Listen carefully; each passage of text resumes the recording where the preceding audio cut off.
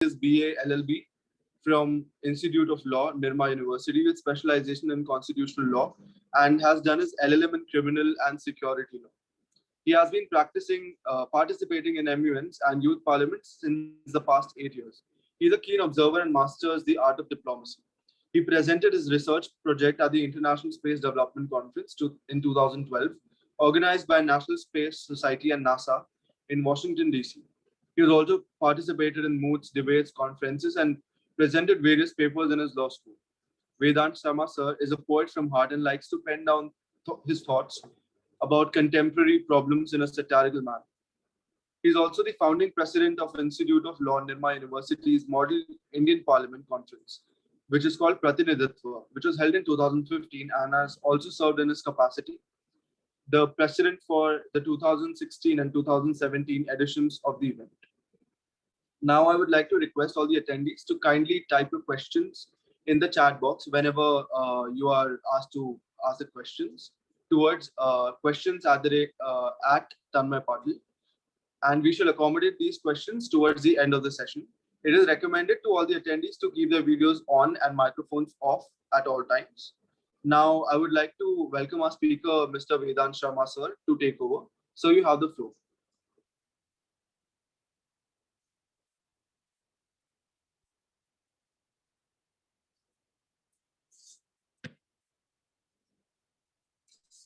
Yeah, thank you, Tanmay. Thank you, Ishan. Thank you, Sejal, for this kind invitation and the Vaze Youth Parliament Conference as such.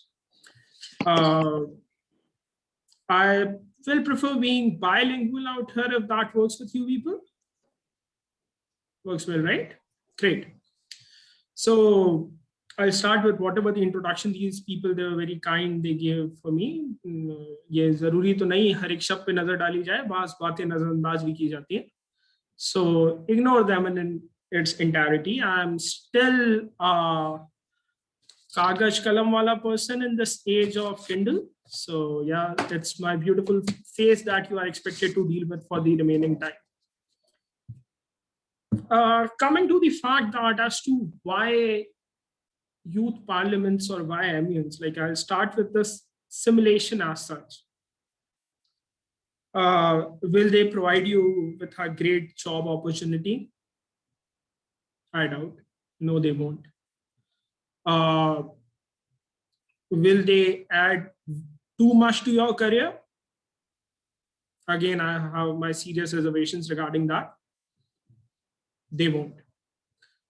But then there are various things which simulations like these can provide you. The fact that you can stand amongst people and voice your opinion is something which these simulations can definitely get you. Going across the country, or in various cases, going across the globe for participating and learning new things, meeting new people, having adventures of your own rights. That is definitely something these conferences can provide you with. Now, getting to the very basics, what are MUNs and what are youth parliaments? MUNs are a simulation of the model United Nations, established long ago, celebrating its 75th anniversary.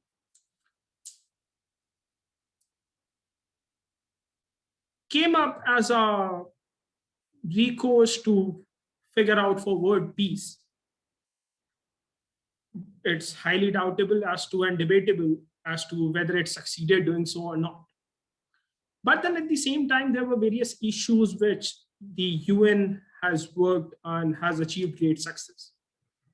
Similarly, while we talk about the youth parliaments, our Indian parliament, we got our constitution in the 1950. Since then, we are having elections. We elect people to the parliament. They are expected to represent us. Not very sure they do or not. But then they are expected to. And what's written in the constitution matters way more than what appears in the current situation.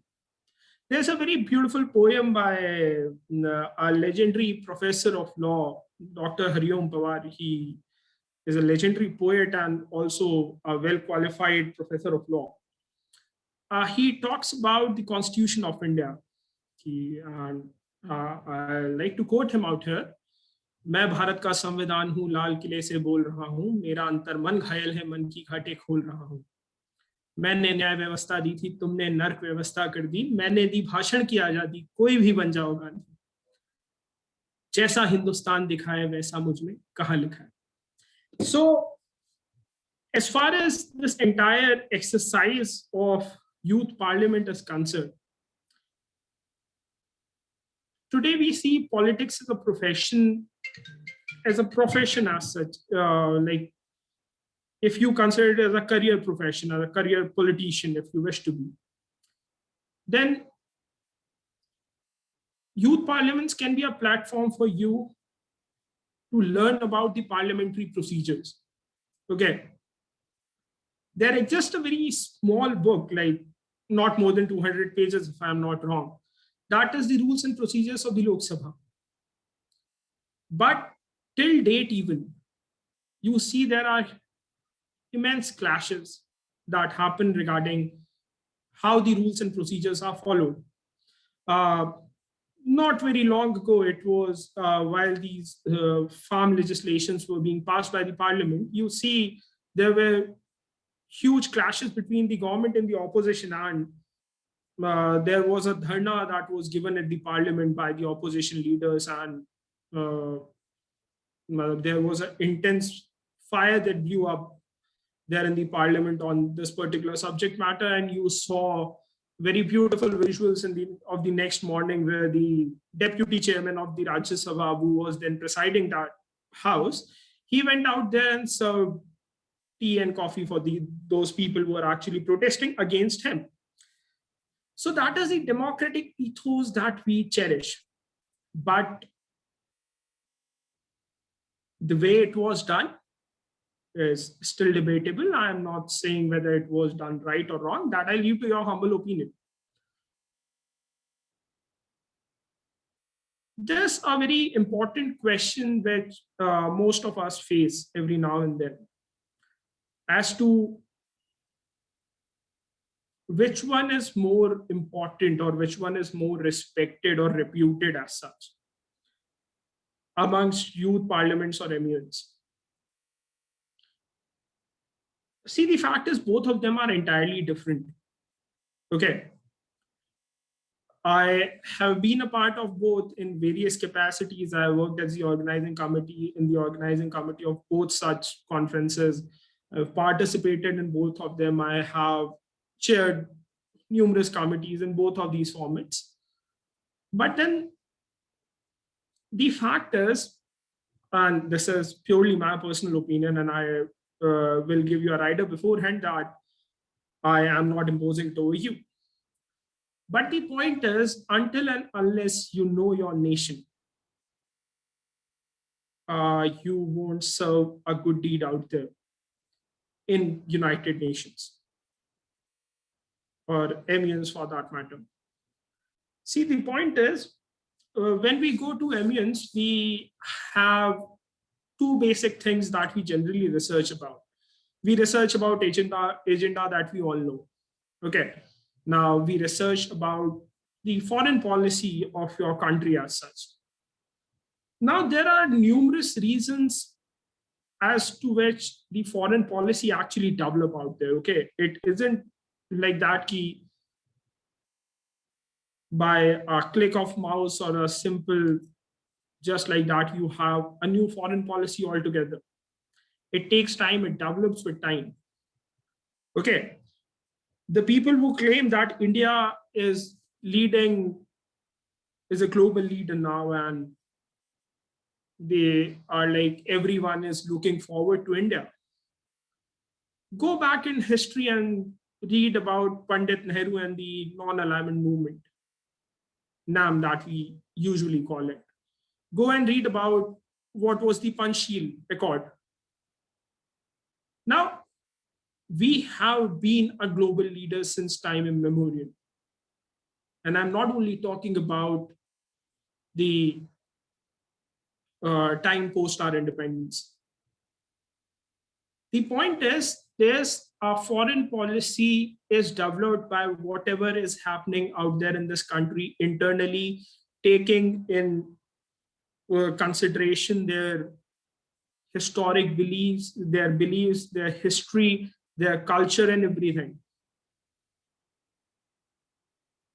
The current government is often criticized a lot for not allowing Rohingyas to seek shelter out there in our country. Now, that's a matter of foreign policy, quite simply. Okay, we aren't providing them refuge. Simple as that. And that categorically fall within the domain of your foreign policy.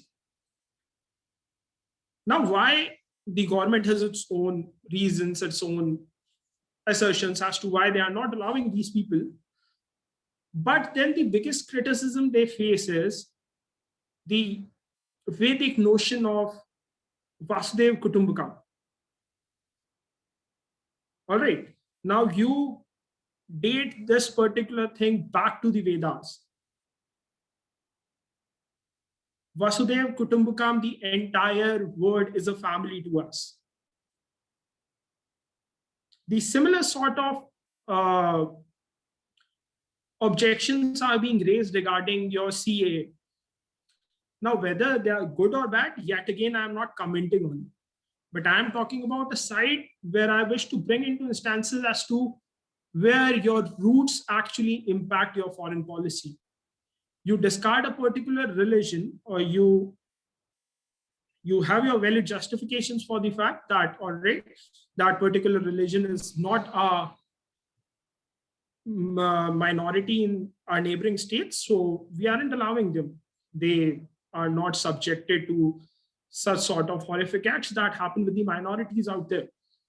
They have their valid justification, but then we are the country that cherish Vasudev Kutumbakam and everyone and anyone. And I belong to Rajasthan, and we have that particular saying of Padharo Hamare Desh. Everyone is welcomed out here. So if you start reading India's foreign policy regarding the refugee crisis, and you do not go back to these particular notion of the Vedas, I seriously doubt your research won't be that great. Now, similar aspects might be with other nations also. Okay. The nations other than, if you are not representing India, but say for that matter, Pakistan or United States. Racism is an issue that United States face till date. Black lives matter. It was a recent thing that developed, right? It was a very recent movement. Now, if you go back into the history of United States, you can realize why Abraham Lincoln was so much important. And if you are standing out there as an ambassador of United States in any MUN, then you have to have a definite stance which ought to be against racism. Your Second Amendment provides you, I'm talking about the US Constitution, your Second Amendment provides you with those rights. Now that was about MUN. Getting to the Youth Parliament, I already talked to you people about how procedures are important, why procedures are that important, okay? Next is, India is a very diverse country, okay? And everyone here holds a different opinion. Anyone and everyone. We are the nation, जिसके लिए कहा जाता है यहाँ 4 कोस पे बोली और 10 कोस पे भाषा बदल जाती है. So we have that much of diversity amongst us. Now, taking that nation forward as a single entity is something that is a miracle in itself. While we got our independence, the people like the Britishers, the Americans, and all these people who are sitting out there, they were very much definite that this particular system will fail. our democracy was bound to fail.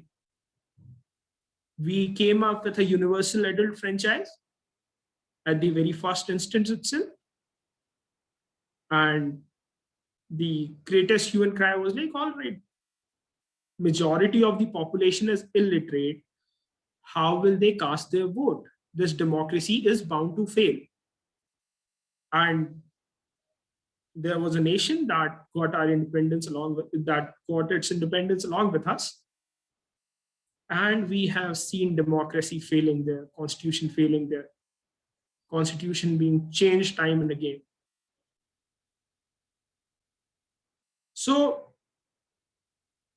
by youth parliaments, if you participate in them, you can develop n number of opinions on a subject matter. It is impossible for you to read. I have, like, to be very honest, I have worked on various research papers after I have discussed an agenda in a youth parliament. Because I was having one opinion, I could have gone ahead with that only. But then, else and when I sit with that agenda, probably participating in a committee or chairing a committee for that matter, I hear the other side too. And then that provides me with a basic judgment as to what suits the best to me. I'm not saying any side X or side Y was the best or was the thing that was absolute right. There exists nothing as far as an absolute right is concerned. But it opened new horizons for me. So that is something which I will suggest to you people as to, if you are participating in the youth parliament, no matter, you won't be getting a great job post that. That's a fact. Consider it as one. It won't add like we have the profession which I'm currently pursuing. It has got academic records and everything, and like research papers add up to it. There are various other aspects that add up to my academic record. Youth parliaments aren't there, or MUNs aren't there for that matter. But then today, if I'm sitting out here talking to people whom I have never met, discussing issues with them, probably that confidence or that attitude was developed to me by doing such conferences only. So be very certain, be very sure as to what is your objective of participating in a conference. And set everything aside, okay? Like, let me tell you my own story. I did my first MUN as such somewhere back in 2012 or 13, I believe. Okay. I went there for the first day and I was clueless. Why I went to that particular conference was the fact that, all right, मेरे दोस्त जाते थे, वो अच्छी अच्छी DP खिंचाते थे और Facebook पे पोस्ट करते थे. Yeah, I still belong to the awkward generation. Okay, so Facebook pe DP was an important thing for me. I went there for the first day, got a couple of pictures clicked, clueless about what was happening, decided not to go the other day. A couple of months passed by and there was a conference in Goa. Okay. Whenever Goa calls, you are bound to respond. So there I went and everything, like we partied around, we went places, did things. But the fact was, there, since we were like not having too many vehicles at our disposal, Uber and Ola were like a utopian concept then. So yeah, I was bound to stay at the conference. And listening to people, I developed the taste, or I developed the idea of as to what youth parliaments or MUNs are actually meant for and what you can do with them. Post that, I have traveled n number of places, and going to places, enjoying their hospitality, like people are great and having amazing food. that even adds up to my aspect as to what I gained from these youth parliaments, okay, or MUN conferences. Now,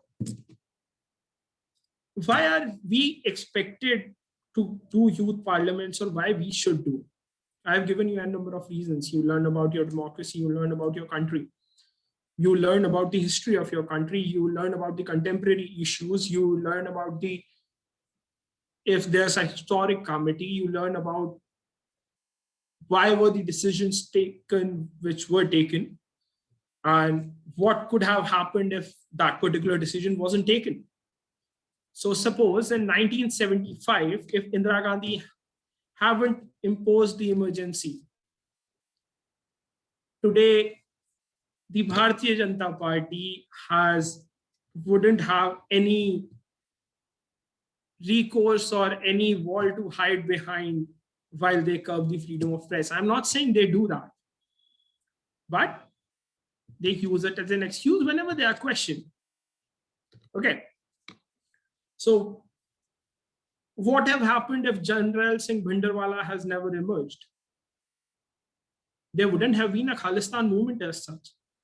And the ghost of Khalistan continues to haunt us till date. In the current farmer protest, what you are saying, that there was a great Khalistani angle, and allegedly, the word allegedly to be in quotes, bold and highlighted at the same time. So there's a lot many things that happen. It isn't possible for you to go and read about each and everything and develop your own perspective after listening to so many. But these platforms, you can easily do that. That is one of the most important reasons why I will suggest you people to go and participate. All right. I have never been there into socials and everything. Okay. I never go to socials. But if that suits you as such, there's no harm in that. Go there, party around. That's even a great exercise to do. But just don't do conferences for the sake of socials. Okay. There's a very terrible trend that has developed in recent time, that there will be a conference for 3 days and there will be socials for 4 nights. I'm not very sure whether the socials is a part of the conference or conference is a part of the socials. So I have my serious reservations regarding it. But still, it's a very wonderful exercise. I have made friends for life out there. We might not talk every day, but whenever we meet, we are there in touch. They belong to different fields. All right, I belong to law. If I go on to participate in conferences, if I go on to participate in moot courts and all these things, I would have just met people who belong to my own field. But by participating in such conferences, I actually met with people from various diverse fields. Okay, it isn't just restricted to academics. You have people who serves as editors out there or the press out there. Like, they actually wish to have their career out there in journalism. You have photographers. Like, people are actually pursuing professional photography. So that's another a very added advantage I consider as far as going to these conferences and attending them. All right. Any questions till now, if there is any, please? Because I've been speaking since long, so yeah. I believe I even deserve a break. Sejal, is there any question? I couldn't see any as such. Participants can either raise their hands to ask any question. Yeah, please do that.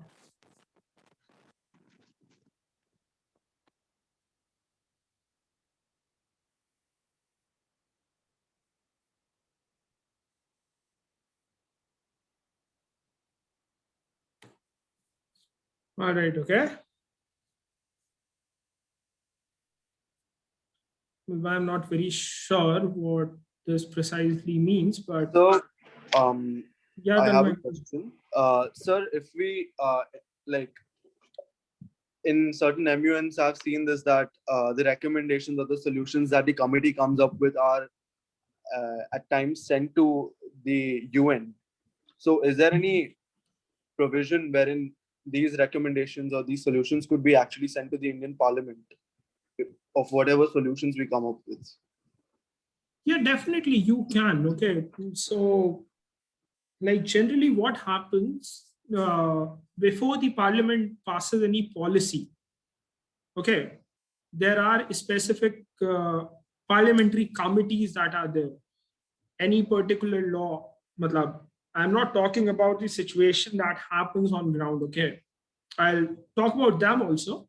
But as far as the Indian constitution or the Indian parliamentary system is expected to function, there are specific parliamentary committees which actually work on the legislations that are being proposed, and they are bound to take into consideration the opinion of the stakeholders.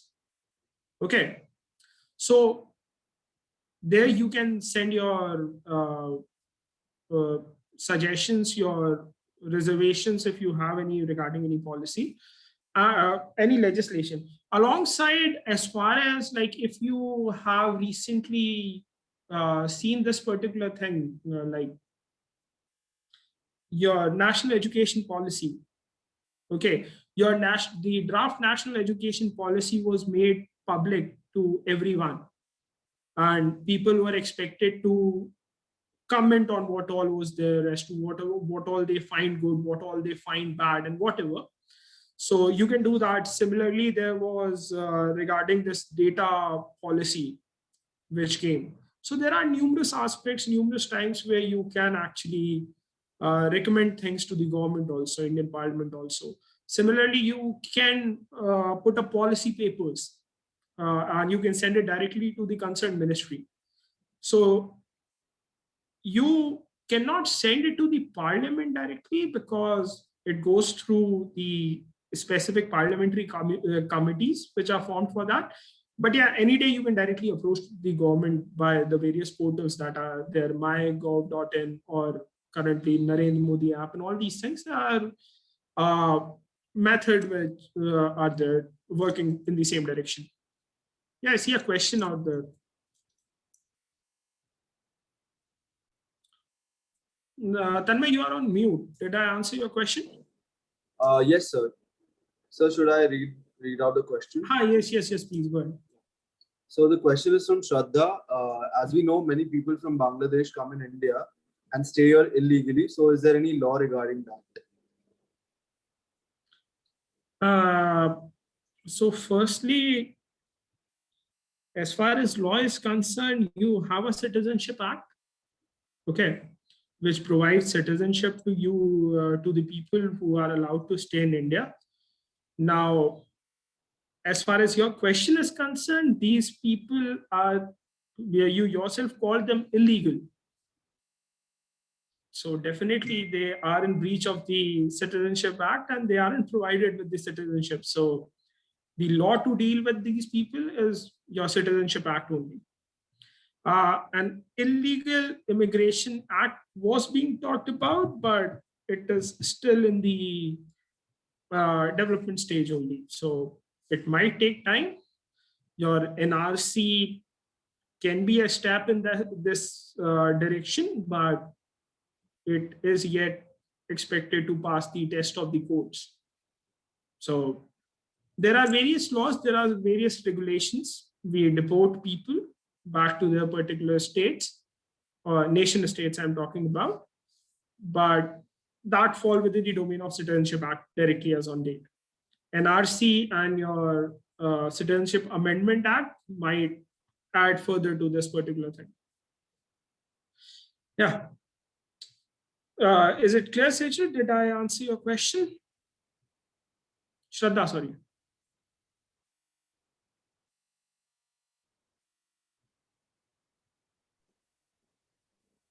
Sir, all the participants cannot unmute themselves. So I think it is clear.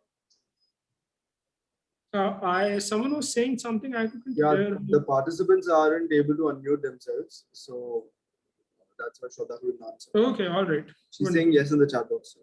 Okay. Sir, I had another question actually. Yeah, go ahead. So, like in the model United Nations, we have certain agendas in the mandate of the committee.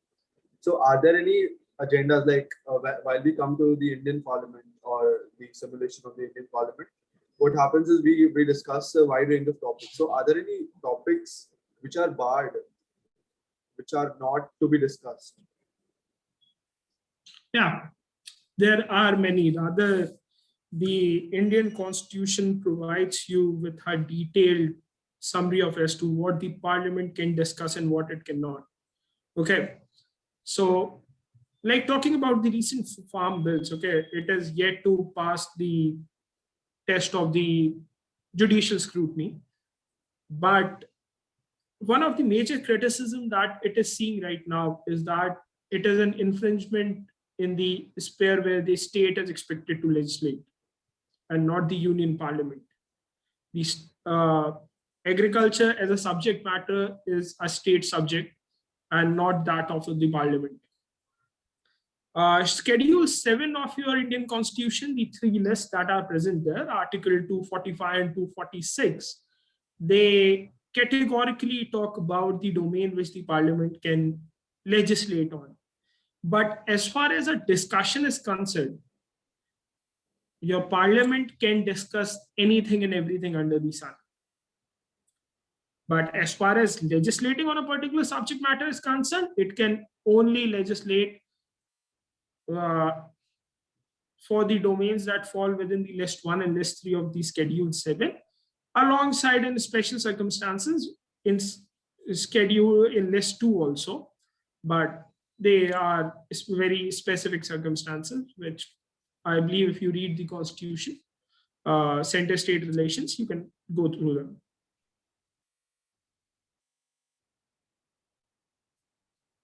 All right, thank you, sir. We have another question from Sairaj Pai.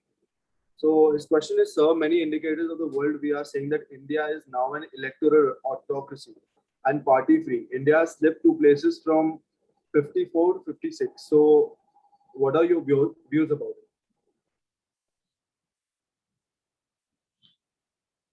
Now,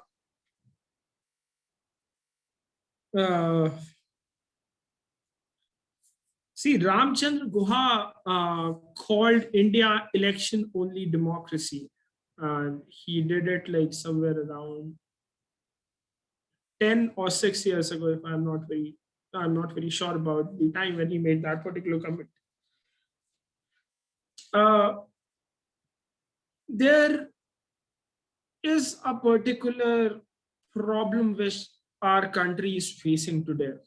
And that isn't a problem which we see because of a particular government being in power.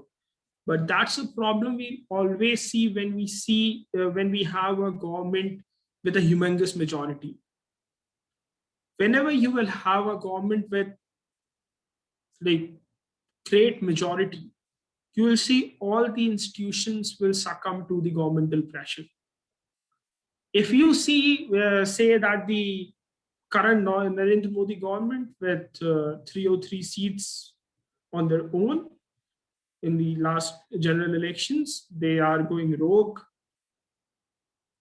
There was a time under Rajiv Gandhi where we have seen the greatest majority ever in the Indian history. Okay. There was a time under Indira Gandhi where there was emergency imposed. A concept of a kitchen cabinet was being developed. So whenever there's a government with a great majority in power, issues are bound to be there. Okay. How things work is like you compare two different movements that happen. Okay. Go back to the year 2012-13 and talk about the anti-corruption movement, popularly known as the Anna Hazare movement, which led to the genesis of Aam Aadmi Party. And compare it with the farmer movement today. Anna Hazare's movement lasted for somewhere around 15 days, 20 days at max. If I'm not wrong, I'm not very sure with the number of days it was there. But it was around like 10, 15, 20 days only. The farmer protest has seen somewhere more than 100 days now. There isn't a case that, all right, there's no one in their support. You have seen a number of people. But the biggest issue as to how the government is handling the situation, that lies in the fact that Manmohan Singh Sahab then was leading a coalition government. There were people who were having their individual interest out there. ठीक है, इतने सारे लोगों का गठबंधन था वो, इतने सारे लोग उसमें, there were so many coalition parties, and anywhere and everywhere, everyone was having a stake involved. And they were very much considerate about the repercussions they might face in supporting the government. So the government was compelled to bow down in front of Anna Hazare then. What happened with the Lokpal, Lokayukta is an entirely different debate. I don't intend to go into that particular discussion. But contrary to it, you see the current farmer protest happening. I'm not saying whether whatever the farmer wants, these farm organizations, they want, it is right, or whatever the government is deciding, it is right. But the point is, this is one such community whose patriotism, whose services to the nation is something that you cannot question. You cannot just come up and say that, all right, this is a matter of 2 or 3 states. Okay, you just cannot say that there was a foreign element involved in this entire movement, that Greta Thunberg, Rihanna, and all these, their toolkit thing that was being talked about, the Sharavi. Is the government currently sleeping?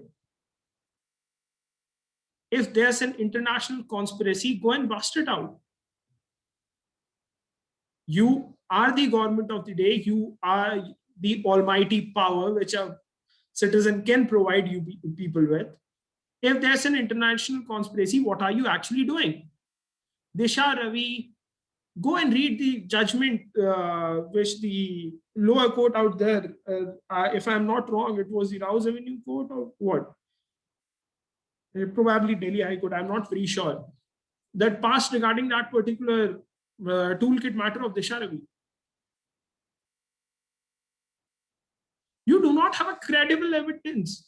You do not have anything at hand, and the best thing you could figure out is someone somewhere in Canada or UK was talking about Khalistan. That couldn't happen, right? If there's an international conspiracy, go bust it out. Recently, there's an issue, and this might connect you people with your youth parliaments and unions at the same time.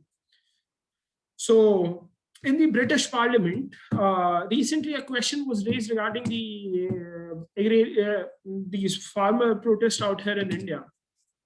And post that, India responded. Very recently, there's this one girl from Hyderabad, if I'm not wrong, or Bengaluru, not very sure of the state. She was elected the president of Oxford University. She had a student union, and she had some past tweets or Facebook comments which she had made, and was dealing with some sort of racism and everything involved. And she had to resign. Now, that is considered to be India's counter to what is happening in England as to what they questioned us for this entire exercise of why aren't we paying any heed to the farmer protest. So this is how foreign policy works. This is how your parliamentary form of government works. Okay. When Rajnath Singh, as the then Home Minister, stands in the parliament and say, and a unanimous resolution was passed that Kashmir is an indispensable part of India. Kashmir Bharat ka ek akhand hissa hai. Then that makes an international headline by itself. Pakistan objected to it like anything. China had its own reservations because I'm talking about the time when Rajnath Singh was the Home Minister. It was before 2019, okay? So China had its own stake in Ladakh, which was then a part of Jammu and Kashmir, as they claim. So your parliament is a place that will definitely have international standings. It isn't a game going on. And there's something I like to, I prefer using a very harsh word, that I like to bust this myth, which is often being circulated, that ये वाला जो सत्र था संसद का, इस सत्र में सबसे ज्यादा काम हुआ है. Often you must have heard this thing in the news headlines, right? That this was the most productive session ever in the history of our Indian parliamentary system. That's the biggest lie. इससे ज्यादा फर्जी बकवास कुछ नहीं हो सकती. Because as far as the Indian parliamentary structure is concerned, Parliament's primary job is to discuss and debate and then legislate. If you are passing 200 legislations in 15 days, you aren't debating it. You aren't discussing it.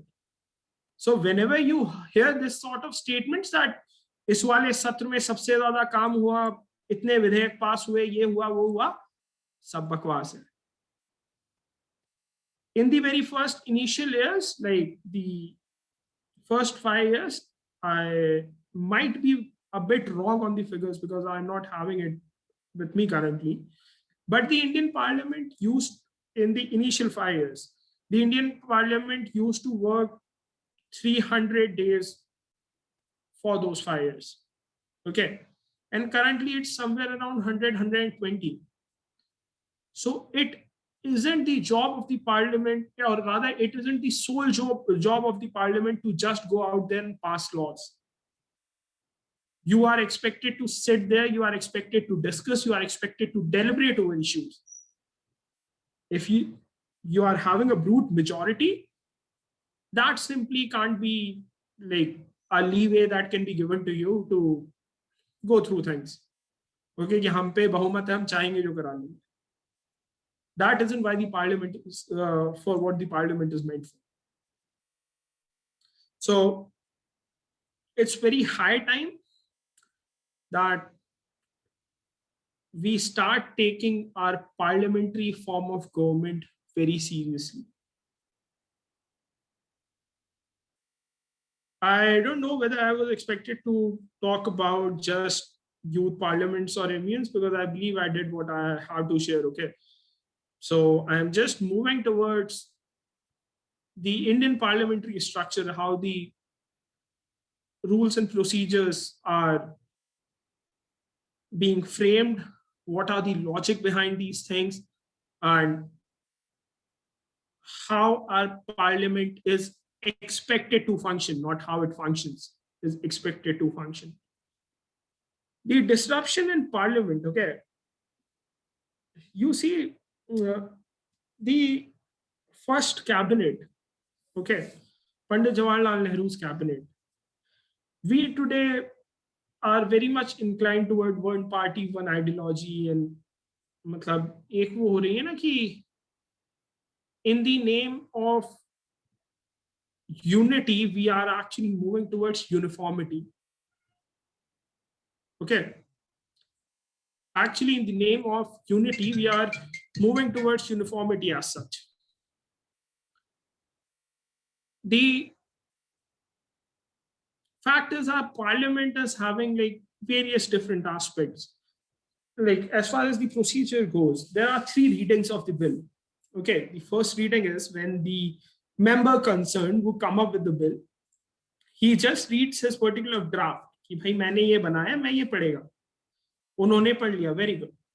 Now the members of the house are expected to come up with their amendments to that particular draft which was presented before. That amounts to the second reading. Allow me a second, please.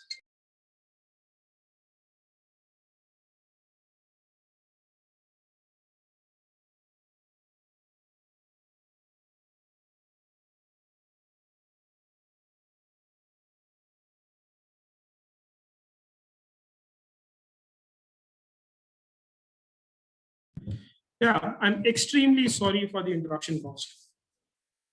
So yeah, we were talking about the 3 readings of the bill as to how a bill is passed by the parliament. The first one is the draft that the particular member prepares. It can be from any minister concerned, or it can be presented privately by any member. The second is people are expected, the members present are expected to come up with their amendments to the draft that was proposed.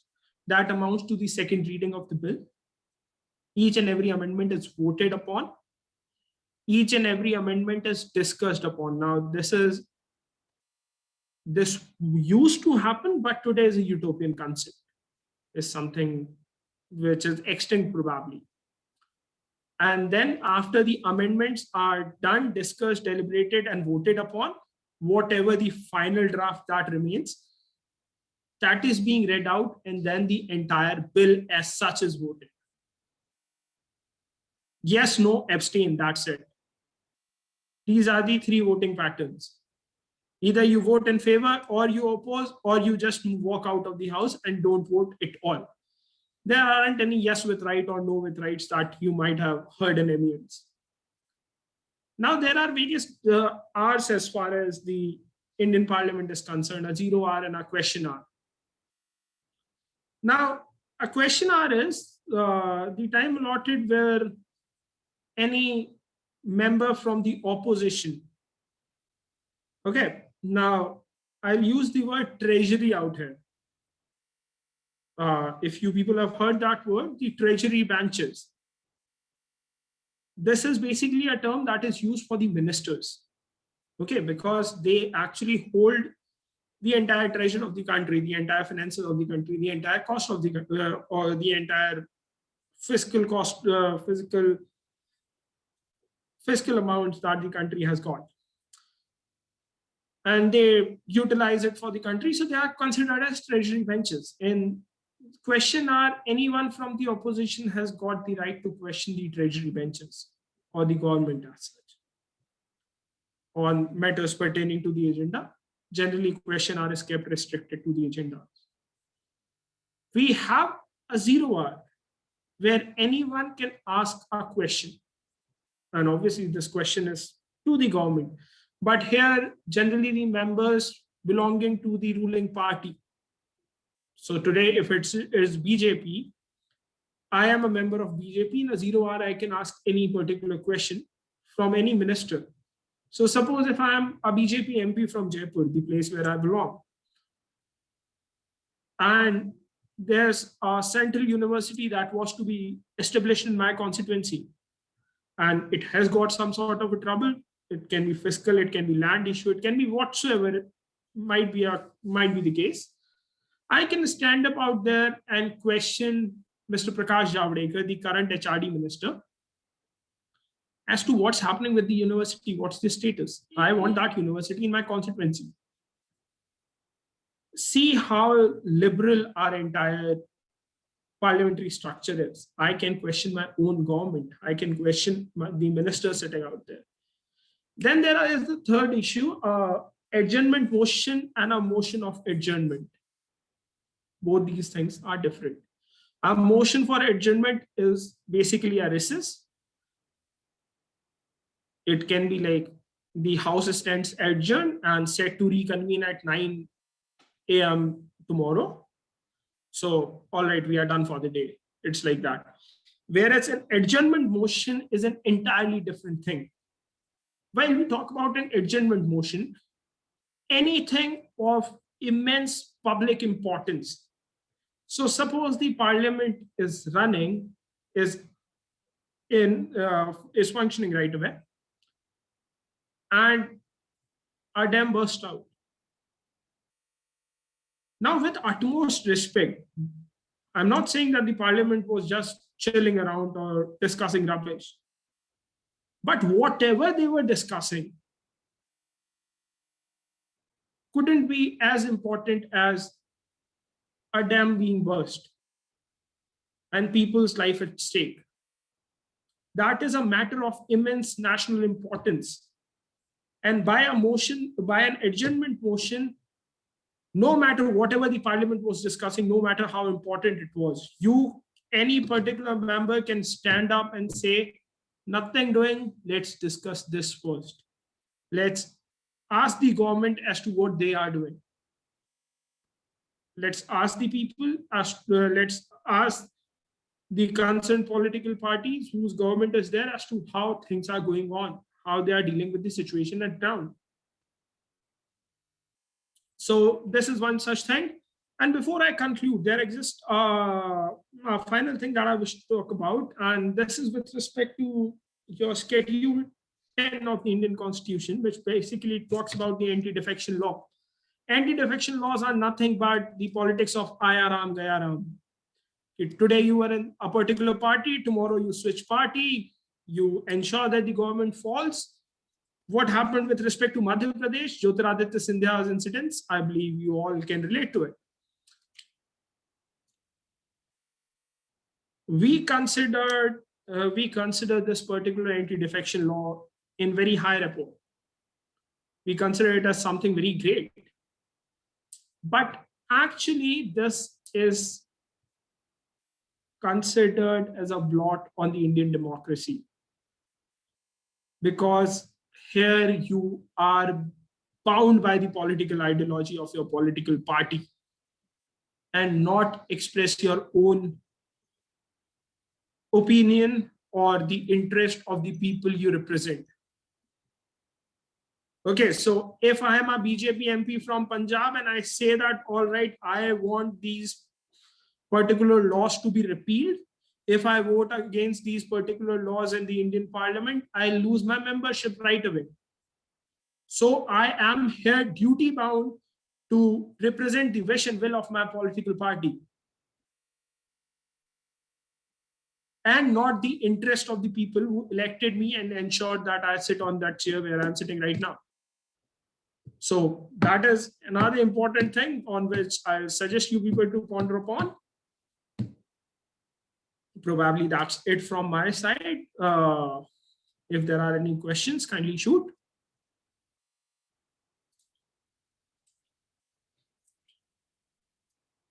Sejal Tanmay. Yes, sir. There is a question in the chat box from Sejal, काफी धीरे आवाज आ रही है, कुछ समझ नहीं आता. Many critics say that. Hello, sir. Am I audible, Abhi? No, Sejal, your voice is too low. I'm reading the question myself. Don't worry about it. Sorry, sir. Hanji. What are you sorry about? No, sir, I couldn't hear you clearly. All right, okay. Many critics say that India is heading towards presidential elections like United States, cliche rather than the parliamentary one. Elections are fought with figures of national level rather than the grassroots level politicians. So is it true or just a fear? I would have simply said that I feel like reserving my opinion here, but since the question is too direct, I'm bound to answer. Presidential form of government is something that cannot sustain or survive in India any day. We aren't a federation. We are a union of states. We are not United States of America, and no matter what, we should never be the United States of America as far as the parliamentary democracy is concerned. Whether we are turning into it or not, अगर बंगाल के चुनाव में भी vote Modi ji के नाम पे पड़ रहे हैं तो obviously it is clear as to what is happening. So अब कोई पूछे मोदी जी से कि साहब आप बंगाल के चीफ मिनिस्टर बनेंगे क्या, शायद नहीं बनेंगे, but still he is doing that. So I won't call it just a fear mongering thing, but that is something which ought to stop, and it isn't good for the parliamentary form of government that we have for sure. Yeah, any other questions, anyone? So we have another question in the chat box, I suppose. Yes, The Shardul question- has raised his hand. Can we unmute him, please? Hello, sir. Am I audible? Yeah, Shardul, you are. Yes, sir. I actually had a question about the youth parliament. So, whatever committee that we are a part of, so before going for a debate, like what state of mind should we be in? Like it's a simulation, I have to just debate, or like, put ourselves into their shoes and, go hardcore debating, like, no, I'm right. And it's like very serious stuff. See, your frame of mind should always be winning, okay? Now, it depends as to how you can win. That depends from situation to situation. Suppose if I end up into a place where I'm having a brute majority and I belong to the government, I won't go for any consultation as such. I directly go impose a bill, get it passed, done and dusted there. Suppose if I'm stuck at the place where I need the votes from other people also, you have to be benevolent, you have to be kind, you have to be considerate. You just cannot go out there with a stance that, all right, I am the only right. Okay. And with a frame of mind, as far as the frame of mind, there are many people who say that don't do MUNs for money and just go out there and have experience. I consider that a pretty flawed idea. Okay. That's a baseless thing to sell in the market. MUNs are a costly affair. If I'm investing something, I seek return. And it is great if it is monetary. So there's no harm in doing MUNs for money. But then money should not take over your debate. That is something which I like to warn you all people. And with the little experience that I have, that is something which I like to caution you people beforehand as in when you plan to decide to move ahead with this particular. This cannot be a career as such, but yeah, this can be an experience for sure, and a great one. Thank you, sir. So Any one other last questions, question. anyone? Yeah, go ahead, Tanmay. How do the political parties in power or bills passed in the parliament affect the stock market? It's a question from Mr. Bharat.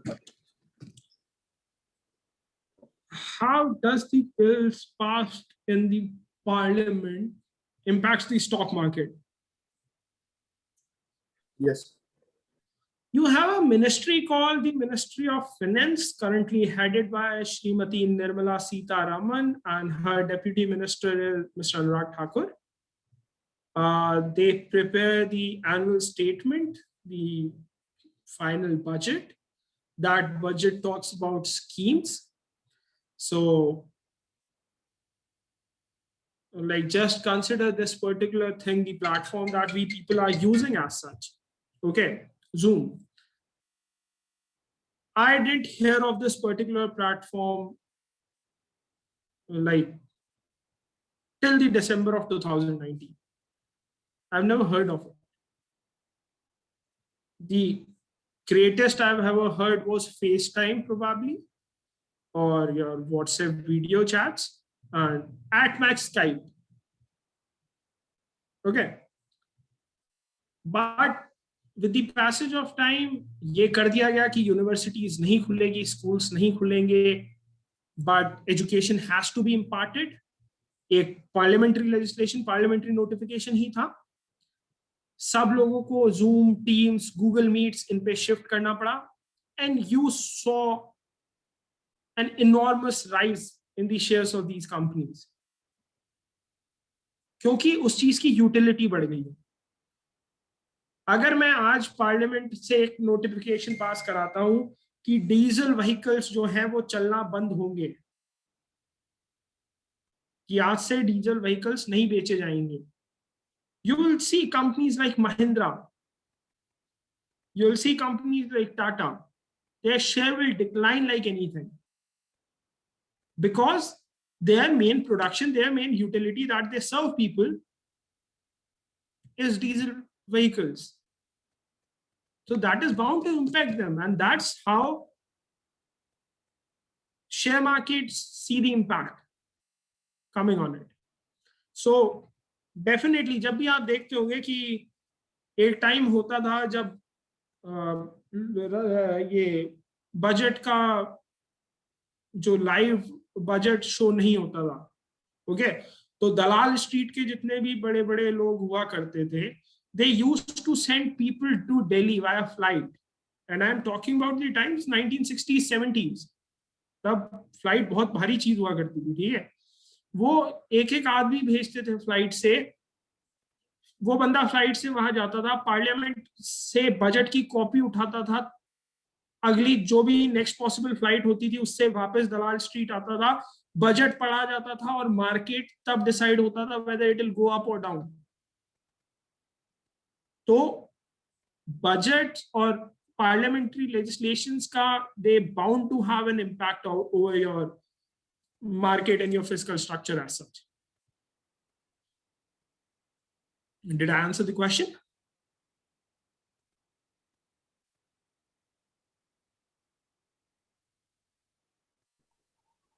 Yes, sir. Anything else, Tanmay? No, sir, I can't see any questions in the chat box. So, Perfect. Then I shall take your leave. yes, sir, with your permission, can I proceed towards the formal vote of thanks? All right. Thank you so much. It was a pleasure being with you. Yes, sir. Yeah. Thank you. Bye-bye. So, All right. You wish to go with a formal vote of thanks? All right. Thank me already. sir, I'll continue. Go ahead. So, I would like to express my special thanks of gratitude to our speaker of the evening, Mr. Vedansh Sharma, sir, for being here today and giving us such insightful information about the topic importance of youth parliaments. A special thanks to Dr. B.V. Sharma, sir, the principal of VG Vaze College, our faculty in charge from VG Vaze College, Ms. Sangeeta Ahir ma'am, and Mrs. Shilpa Suryavanshi ma'am, who is our faculty in charge from Degree College, for giving us this opportunity to organize this webinar today. And I would also like to extend a warm welcome to all the students present here today, keen to participate in Vaze Youth Parliament and Vaze Model United Nations. Also, thanks to Sejal Dalvi, Manas Patil, and Dimple Jangi. I now request all the participants to keep their videos on for a picture that we'll be clicking.